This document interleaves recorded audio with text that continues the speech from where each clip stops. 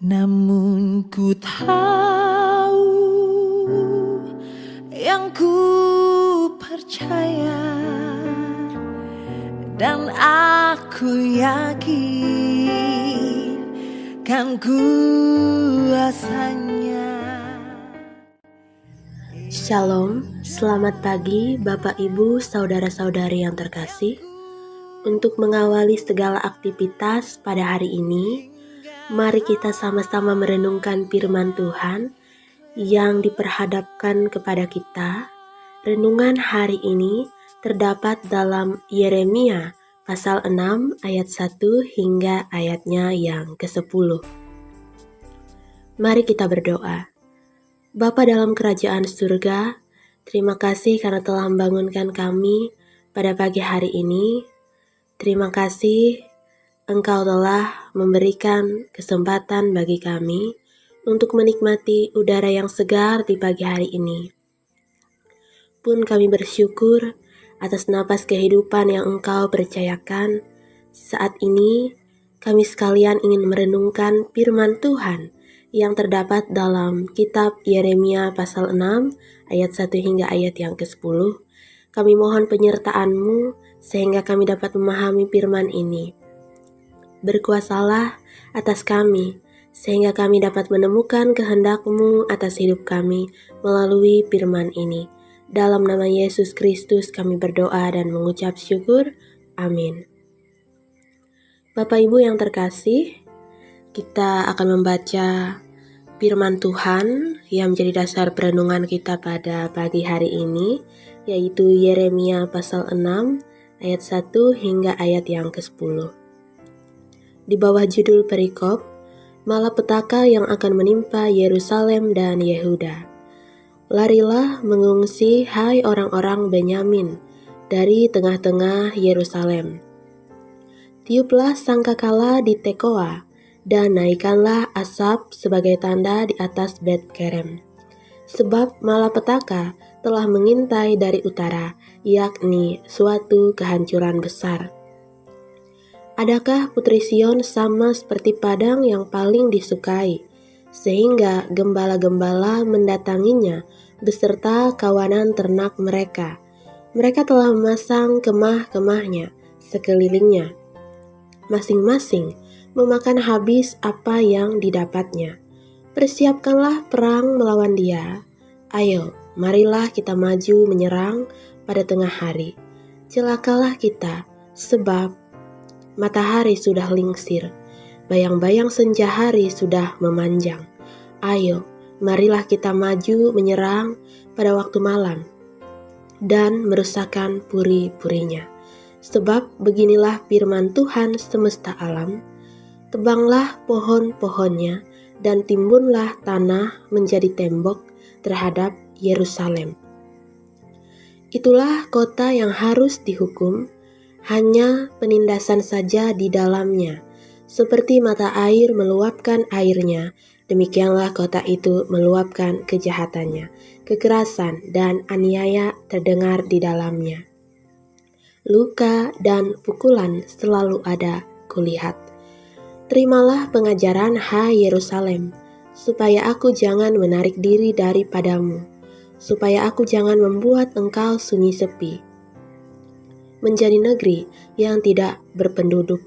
Beginilah firman Tuhan semesta alam, petiklah habis-habisan sisa-sisa orang Israel, seperti pokok anggur dipetik habis-habisan.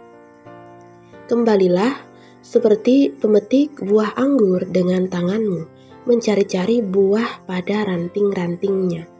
Kepada siapakah aku harus berbicara dan bersaksi, supaya mereka mau memperhatikan?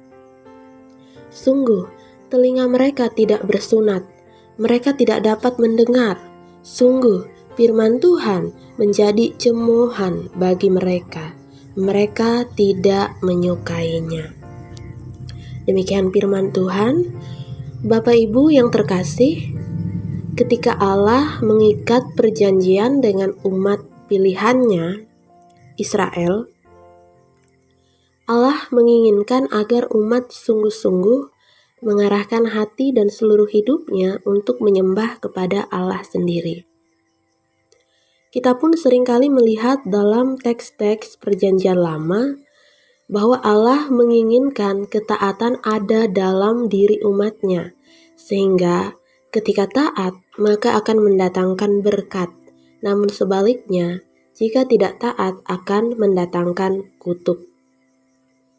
Setelah wafatnya Raja Salomo, kerajaan Israel terpecah menjadi dua, yaitu kerajaan Israel Utara yang terdiri atas 10 suku dan kerajaan Israel Selatan atau Yehuda sisanya. Yang kemudian kerajaan Israel Selatan ini disebut sebagai Yehuda. Kerajaan Yehuda. Firman Tuhan ini ditujukan kepada Yehuda melalui perantaraannya Nabi Yeremia. Kita melihat bahwa bangsa Yehuda ini tengah mengalami kehancuran karena ketidaktaatan mereka kepada Allah dan firman-Nya. Mereka tidak benar-benar hidup dalam ketaatan dan firman Allah. Oleh karena itu, karena Allah kasih kepada mereka, Allah kemudian menghajar. Itu bisa kita lihat dalam ayat ke-8. Bahkan meskipun diperingatkan oleh Nabi Yeremia, bangsa Yehuda tampaknya tidak percaya dan tidak senang akan teguran keras itu, melainkan mereka lebih menyukai pemimpin rohani yang hanya menina-bobokan mereka dengan khotbah yang indah-indah, yang enak didengar. Padahal kenyataannya tidak membawa perubahan yang benar untuk umat. Begitulah kecenderungan manusia, menyukai yang enak saja di telinga. Kalau sudah mendapatkan kata-kata yang keras langsung dikecam. Apalagi sampai ngambek, tidak mau sembahyang. Jelas itu bukan sikap yang mencerminkan sebagai anak-anak Tuhan. Karena melalui perikop inilah kita melihat Tuhan itu sayang. Tuhan itu mengasihi umatnya yang sudah bobrok, sudah tidak taat. Ia menunjukkan kasih itu dengan menghajar mereka, memberi peringatan supaya umat yang dikasihinya bisa berubah dan berbalik kepadanya. Bapak Ibu, melalui perikop hari ini tentu saja ada beberapa hal yang bisa kita ambil sebagai perenungan dan pembelajaran dalam hidup. Yaitu yang pertama, peliharalah telinga yang peka untuk mendengarkan firman Tuhan. Ketika firman Tuhan sudah diperdengarkan kepada kita, baik dalam ibadah-ibadah maupun kesempatan lain, maka arahkan telinga untuk mendengar. Jangan lain hal yang didengar atau sibuk sendiri, dan menjadikan ibadah hanya formalitas. Karena siapapun yang menyampaikan firman Tuhan, pastilah dia sedang dipakai Tuhan untuk menyampaikan kehendak-Nya. Yang kedua, merespon firman Tuhan dengan pikiran positif dan hati yang baik. Jangan sedikit-sedikit kita merasa disindir, merasa dikerasi.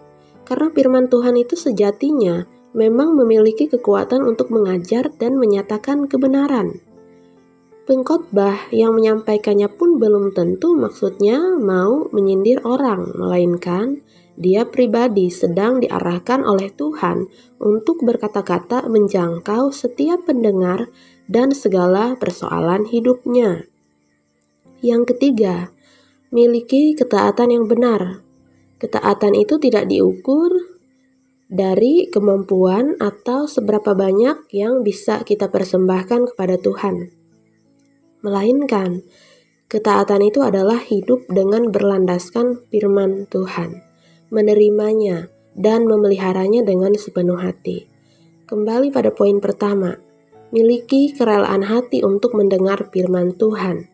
Kemudian juga, miliki kerelaan hati untuk aktif mencari kebenaran di dalam setiap firman Tuhan. Jangan kita menjadi pribadi yang hanya senang mendengarkan khotbah yang indah-indah saja. Beribadah kepada Tuhan bukan soal kita carinya yang enak didengar telinga, yang enak tempat ibadahnya sesuai keinginan kita, tapi beribadah kepada Tuhan salah satunya adalah siap dan mau diajar oleh firman Tuhan. Demikian 3 hal yang bisa kita tarik sebagai pembelajaran dari firman Tuhan ini. Kiranya kita boleh memelihara firman ini bertumbuh dalam hati kita. Amin. Mari kita berdoa. Terima kasih Bapa, kami mengucap syukur Tuhan boleh memimpin kami dalam merenungkan firman yang telah Engkau perhadapkan kepada kami. Biarlah firman itu dapat bertumbuh dan berakar dalam hati dan kehidupan kami. Bersama dengan doa ini, kami mau menyerahkan segenap kehidupan kami, keluarga kami, anak-anak kami, supaya Tuhan berkenan untuk memberkati, menjaga dan menjauhkan kami dari segala yang jahat. Kiranya hati dan pikiran kami senantiasa dipenuhi dengan damai sejahtera. Kami juga memohon agar Tuhan menuntun setiap langkah kami, sehingga sepanjang hidup ini kami boleh berada di jalan kebenaran yang Tuhan sediakan. Mampukan kami melanjutkan sepanjang aktivitas kami hari ini. Apapun yang kami kerjakan, biarlah itu boleh menjadi berkat dan kemuliaan bagi nama Tuhan.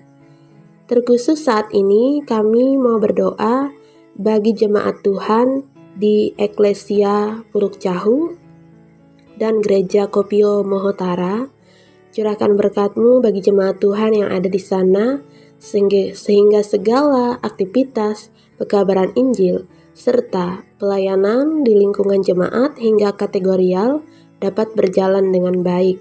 Nama Tuhan boleh semakin dikenal dan dipermuliakan dalam kehidupan jemaat-Mu.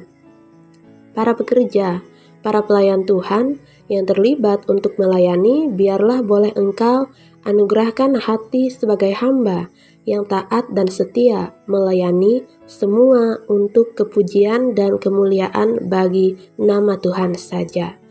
Adapun program yang dikerjakan melalui majelis jemaat, kiranya boleh membawa pertumbuhan yang sejati bagi jemaat Tuhan.